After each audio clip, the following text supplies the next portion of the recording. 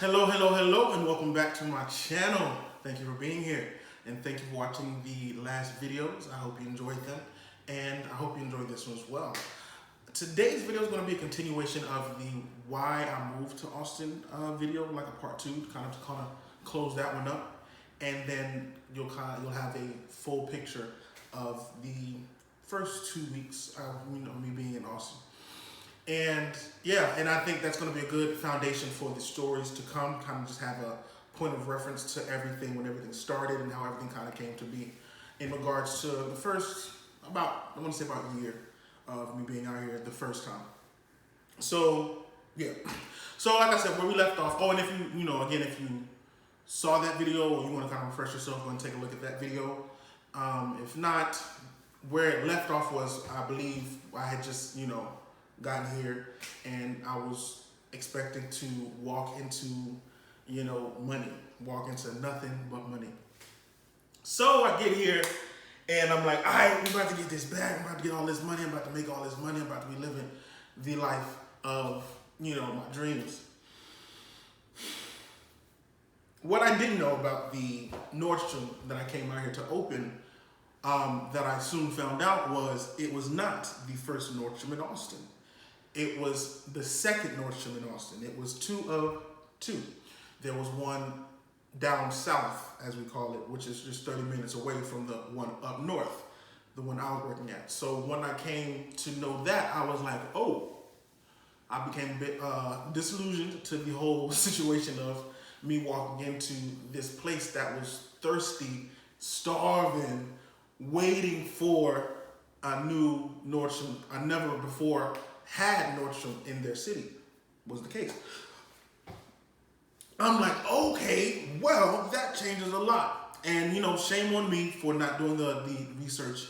I didn't think I had to. I didn't think Nordstrom did that. I come from a city in Charlotte, where we had one Nordstrom, and that was it. The next Nordstrom was 2 hours away in Raleigh. So I just kind of thought, and I thought that made sense, to have one in one big city and have another in another city. I didn't think, like it made sense to have them multiple in one city. But then again, you think about places like California or New York. But even then, they're still spaced out, or at least in my mind they are. I haven't done any further research on that, so I don't know how spaced out they are in places like California, New York, or Chicago. But again, coming from where I'm from, we had one. We had 2 in North Carolina, one in Charlotte, one in Raleigh. That was it. So I'm like, oh, and to find out that they're so close, I'm like, oh, wow, this is not what I was expecting at all. But I was like, again, I'm not going to be, too discouraged, because there's still a new Nordstrom. There's still going to be people who live out here who want to come here, not have to drive all the way down there and just see, and furthermore, just see a brand new store, see what we have, what differs, all that stuff. So I'm like, okay, whatever, I'm going to stay positive and keep my, spirits high and remain optimistic. And then the store opened.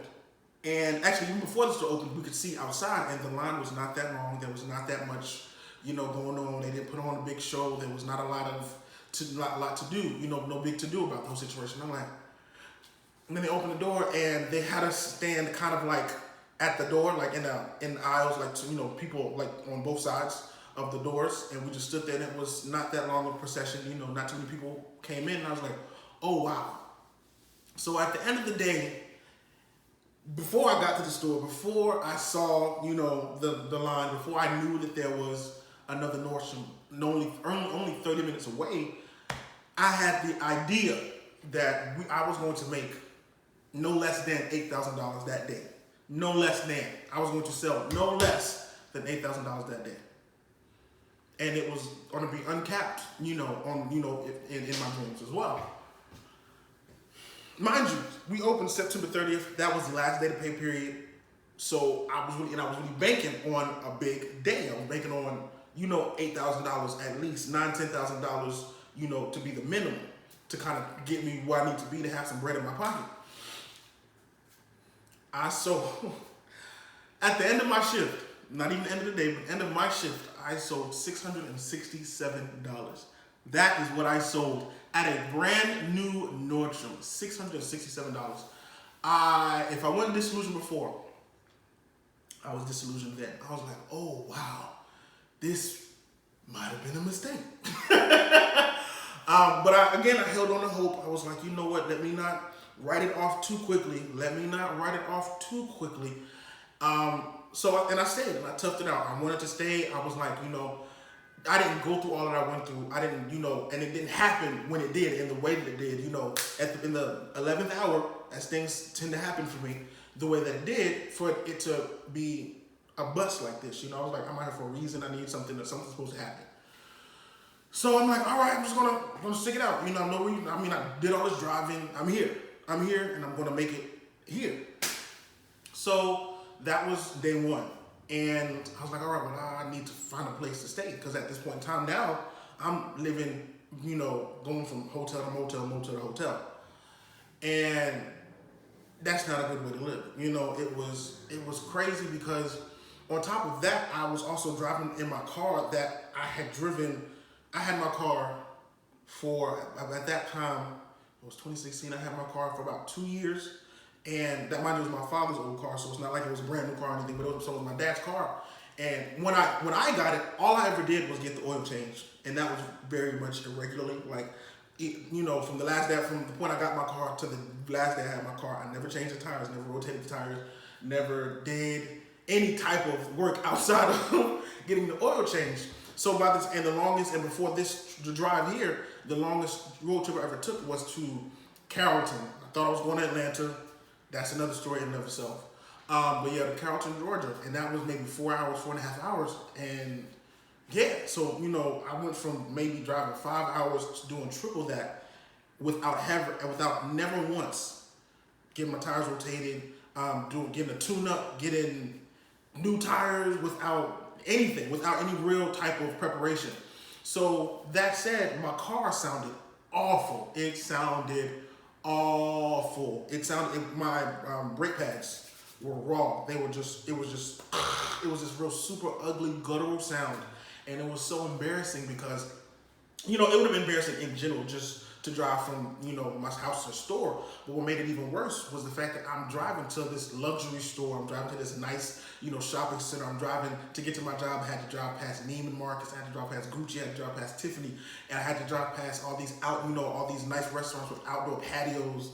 And so to that injury, at this point in time, I'm still living, I still have all my stuff in my car. So not only does my car sound awful, it also looks awful. I have my comforters in there, my TV's in there, I have suitcases, I have loose shoes, I got just I have just things all over the place in my car, and it sounds like a jalopy, and I'm just embarrassed beyond belief.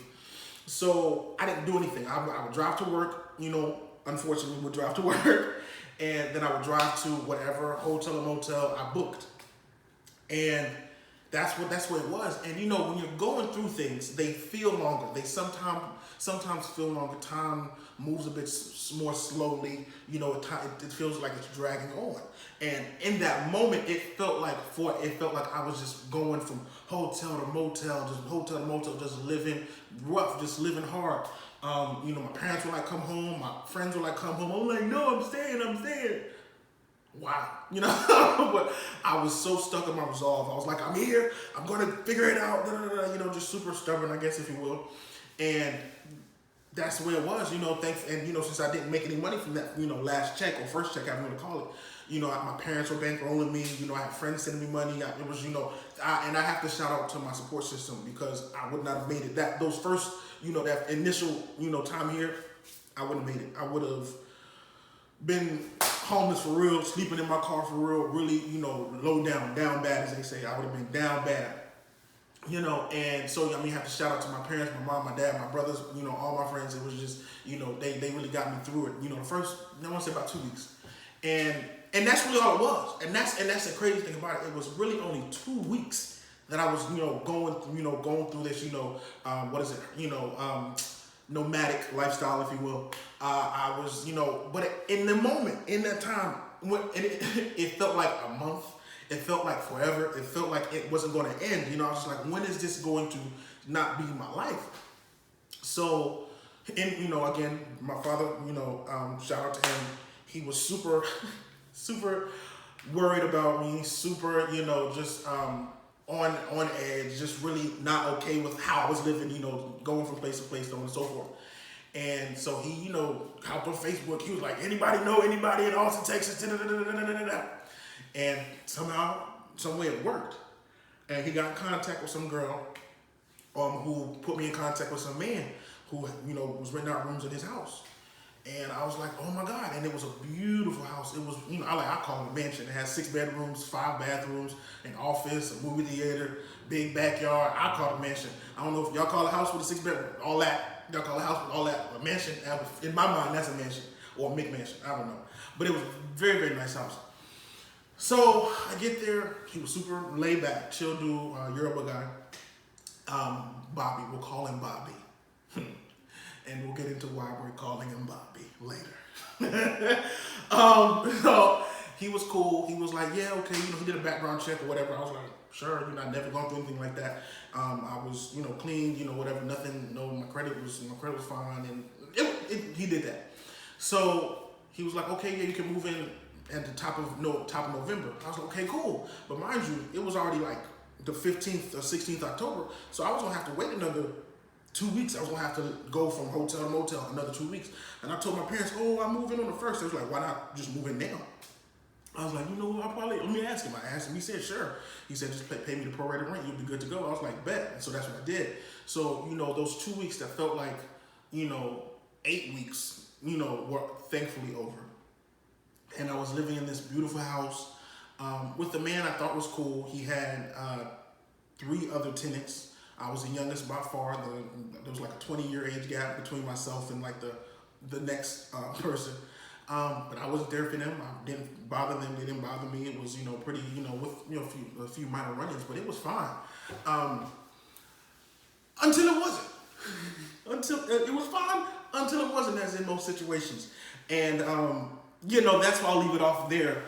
Because now it's really about to get good. So I want y'all to come back and see the next video so y'all can really hear why I call him Bobby. All right. Thank you so much for watching. I hope you liked it. If you did, go ahead and like it. If you have something to ask or say, go ahead and drop it down in the comment section below. Can y'all see my hands down below? And if you want to hear the video that's going to, you know, continue this series or story time, whatever, go ahead and subscribe. Thank you so much again. I hope to see you back in the next video. Go ahead and watch my other videos, and I'll see you next time. Have a good one. Bye.